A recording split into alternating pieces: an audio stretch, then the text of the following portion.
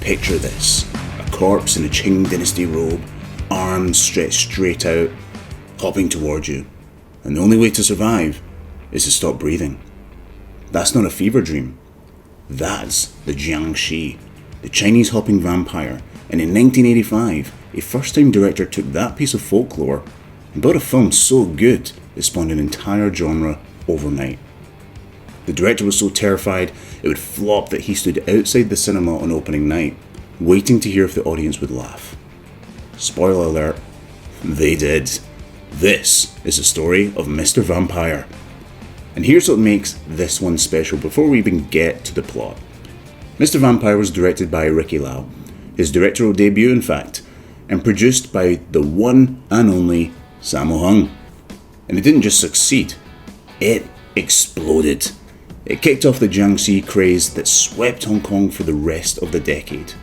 4 sequels, a flood of imitators, and it turned its leading man, the late Lam Ching-ying, into an icon.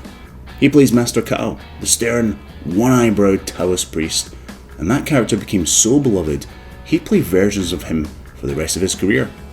And hold on to that thought, because there's a genuinely bittersweet end to this story. So what is a jiangshi? Well, it's Chinese folklore's answer to the vampire. A reanimated corpse, stiff with rigor mortis, that can only move by hopping with its arms out front. It senses the living by their breath. Stop breathing and it can't find you.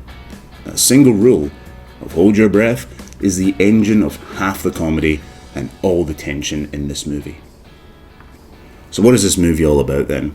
And full spoilers from here on out.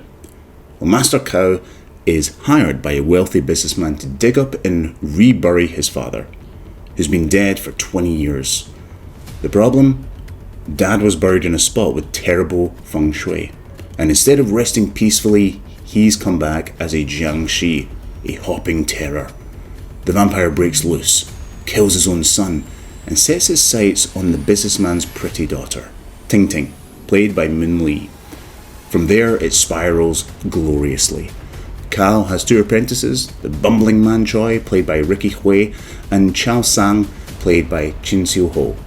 Man Choi gets scratched by the vampire and starts slowly turning himself, which means fingernail growing, sunlight avoiding, sticky rice eating body horror played for laughs. Meanwhile, Chao Sang gets seduced by a beautiful female ghost, played by Pauline Wong, who's quite literally draining the life out of him. So now Cao is fighting a hopping vampire and exercising a vengeful, seductive ghost, with 2 apprentices who are each half turned into something supernatural. Builds to a chaotic, brilliant showdown of talismans, sticky rice, holding your breath, and Taoist magic. Now, as we do with all these reviews, every rose has its thorns. And that first half hour, well, it's a bit of a slow burn. The film takes its sweet time setting the pieces up, and if you're impatient, you might wonder where the vampire is.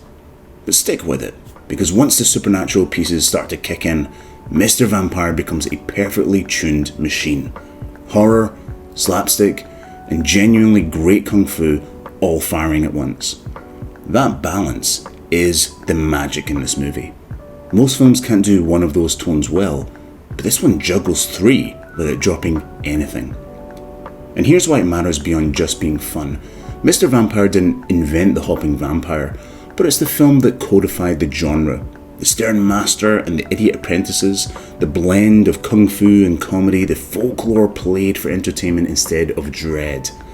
Every jiangshi film that came after is standing in this one's shadow.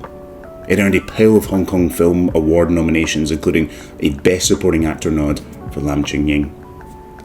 And the bittersweet part, I promised you, well, Lam Ching-ying became this genre. He played the one-eyebrowed priest again and again in sequels and spin-offs for over a decade. And when he died of cancer in 1997 at just 44 years old, the jiangshi genre more or less went with him. He was its face, and without him the craze quietly faded. So watching Mr. Vampire now isn't just watching a great horror comedy, it's watching the birth of a genre and the rise of a man who'd come to define it. So, let's give this a review, shall we? Let's see how we rate it on our scale.